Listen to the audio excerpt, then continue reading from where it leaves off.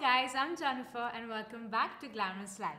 We apologize for not going live last week, but we're back again to answer all your questions and help you as much as we can.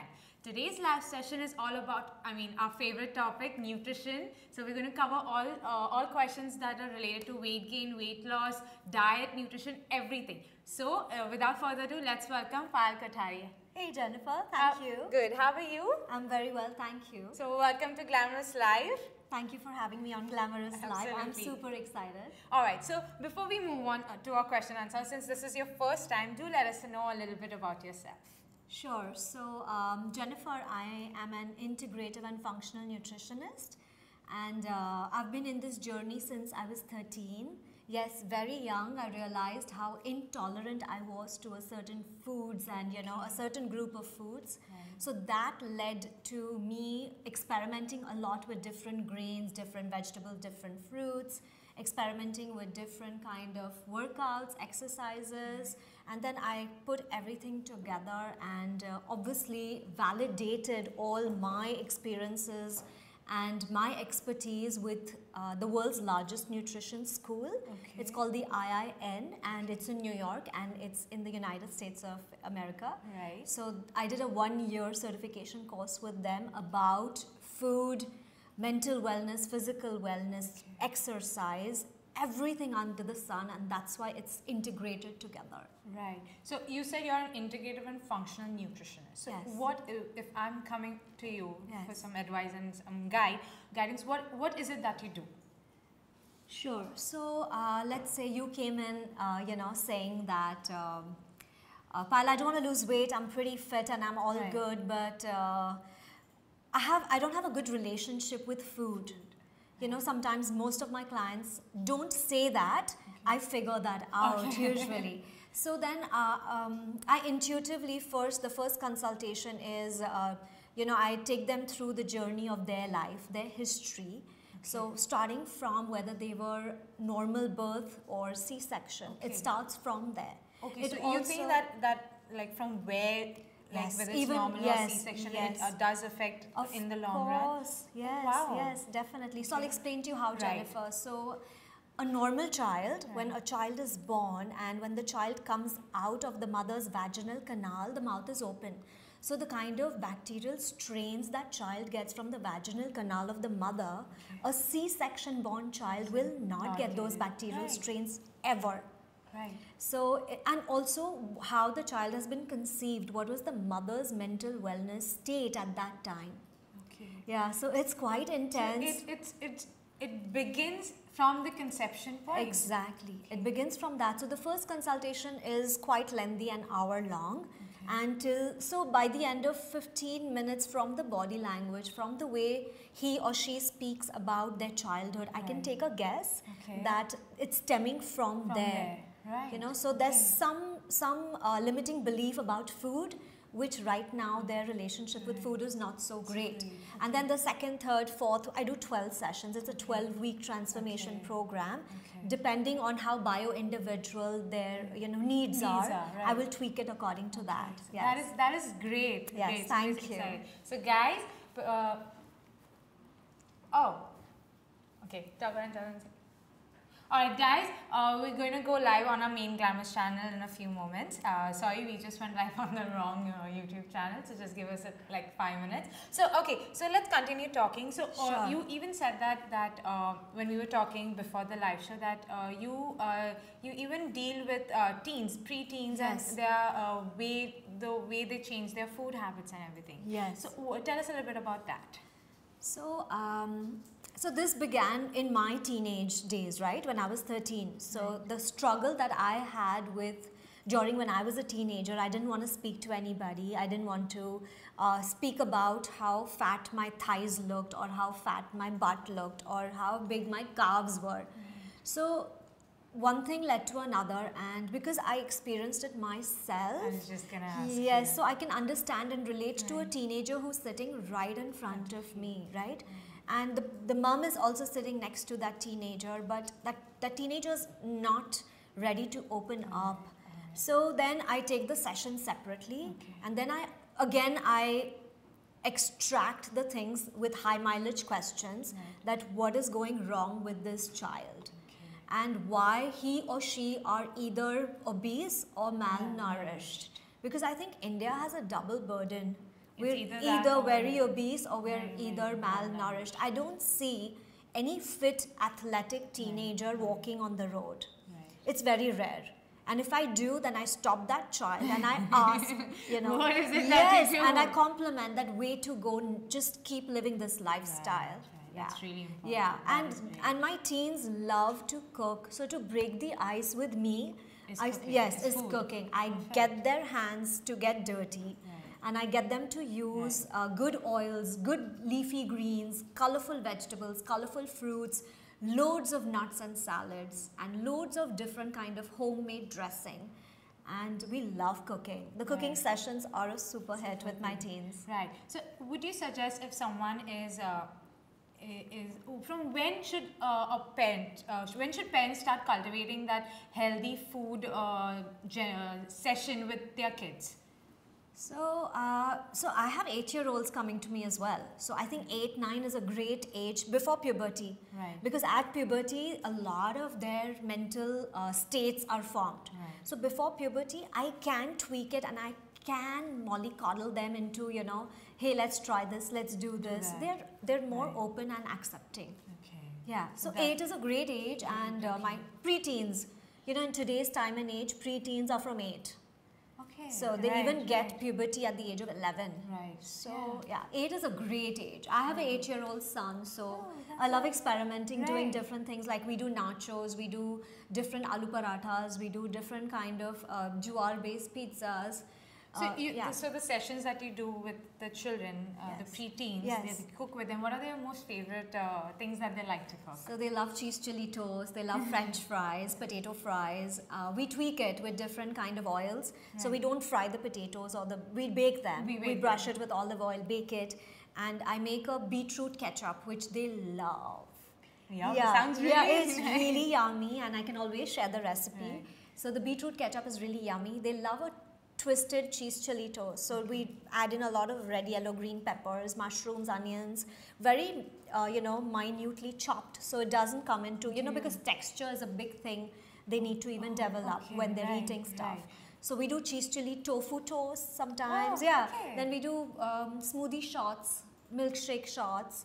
I'm teaching them how to make yummy granola bars and granola crumble, so they don't have to eat out of a box. I teach them how to read a label on a box. It's very, very important. That session is called How to Be a Label Ingredient Detective.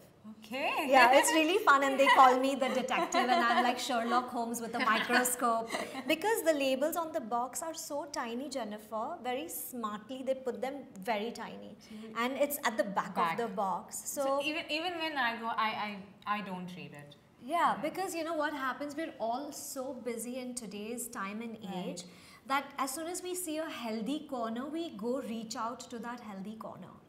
And we just think that it's healthy. It's a marketing gimmick, right? I'm a busy mom.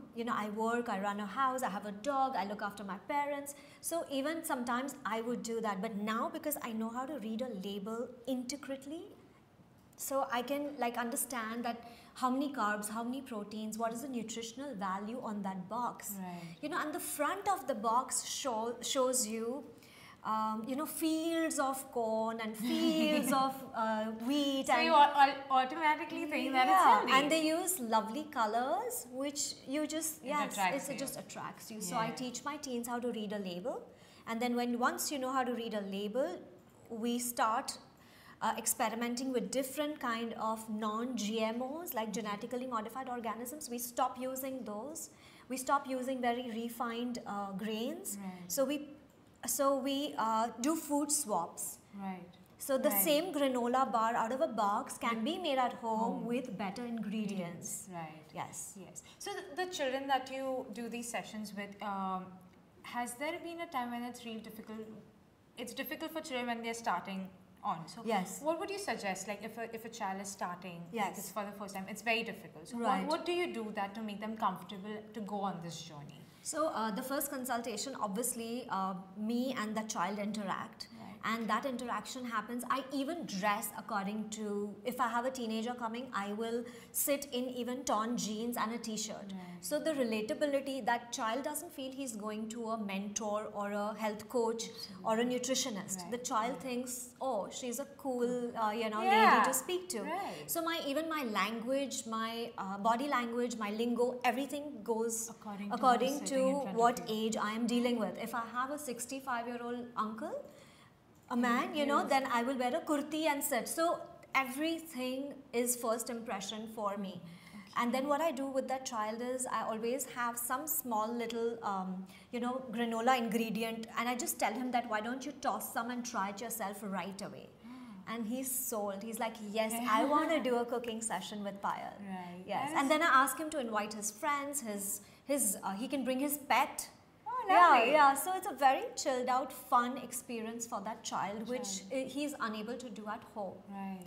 So that is really great. But Yes. has it been like an instance where a child has been with you for that many sessions and it's still difficult for that child?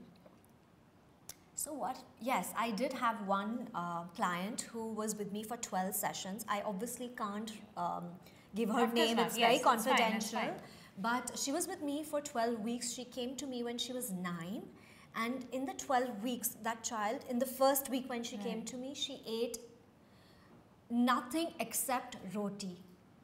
Okay. Only roti. And she reminded me of me. Oh my God, Because you're that's so what good. happened to me when I was Okay. in my, Right. between my 1 year to 13 years. Right. That's all I ate was roti. Okay. Because I was intolerant to everything else. So this child from week 1 till week 12 started eating shawarma rolls. She started eating, sukha bhel. She started having a smoothie. She started eating one or two couple of fruits. She started Right. eating a lot of nuts. She started eating nacho chips, pizzas, burgers, all homemade, which we cooked. Right. Yeah. And then what happened was after 12 weeks, so then she was 11. Okay. And she obviously started hitting puberty, and friends around her started doing a lot of these fast food chains and hanging out Right. at the Bucks, sipping their frappuccinos and their all of that. So that's where she took a different kind of a route towards food. So then her mom called me back when she was 12 and she said, you know what, Payal, it's great, she's doing well, but it's gone off balance. So usually I ask them to strike a balance with a 80-20. Right. 80% is Right. good food, 20% is junk food. Everybody loves Loves it, junk absolutely. food, Jennifer, me and you Yes, both, I- right? yes, Yeah. absolutely. So even this is so tempting right here in front of me, but we know how to, Right. we managed to strike a balance. So she came back to me and I told her I just need 5 more sessions with her. Okay. And then again I tweaked my words that I was using, the embedded commands that I was using Right. to her subconscious, that hey, this is good for you, this is not good for you, your hair will glow, your skin will glow, because right now at 11 this is very important. Right. And she was skinny, so I told her that skinny is the new fat. You may be skinny till you're 15, but later on you're going to pack on those calories very fast. Right. So again we did 5 sessions, and now she stopped coming to me and I keep calling the mom. I'm like, How is she? how is she doing? And she's like, she's doing really well, thank you. And Right. I just That's love to see great. my kids, eat well, feel good, and not get influenced by their peers, and not constantly order in food. So I also empower the mom. I almost scold the parents in front of the child that you're not around for that child. Loneliness can lead to kids craving for sugar. So be there for your children. You're too busy doing your, celebrating your 30th and your 35th and your 40th and going for brunches. Sunday's a day for children. Take them out, cook with them, go for a movie, go to the club. The club life is really fun. Swim, Right, play right. tennis, and most of us are members in a club. Right. 2 to 3 clubs, if I may say Yeah. so, right? Yes, absolutely. But unfortunately, we're not making use of our, the benefits that we have. So I encourage the parents in front of the children. So in fact, I ask the dads to come in, because then the mom gets away saying that the dad disagrees. Right. Or the dad is too lenient. So I want all of them to be on the same page. See, it's more work for me, Jennifer. Right. But in the long run, they're empowered. The whole family is empowered. Right. And then if they want to take nutrition on another level with, let's say, sports, athletics, you know, Right. sports nutrition. Exactly. So then the whole family is on the same page. Yes. Yeah. Otherwise, there's blame game. Right. And then the child escapes. It's always better that the parents see and follow as to what their children are doing, because it's very rare lately Yes. in this Yes. day and age. Not a lot of This millennial time trends are is taking just, care, and right. somewhere I feel for the millennials, it's not their fault. We have somewhere missed out on a lot of, you know, empowering, educating, and parenting skills. Right. Yeah. Thank you so much for You're sharing most all of this. welcome. Guys, we'll continue this conversation and take all your questions at 1 o'clock when we go live on our Facebook page. So we'll see you then. Until then, stay tuned and stay glamorous.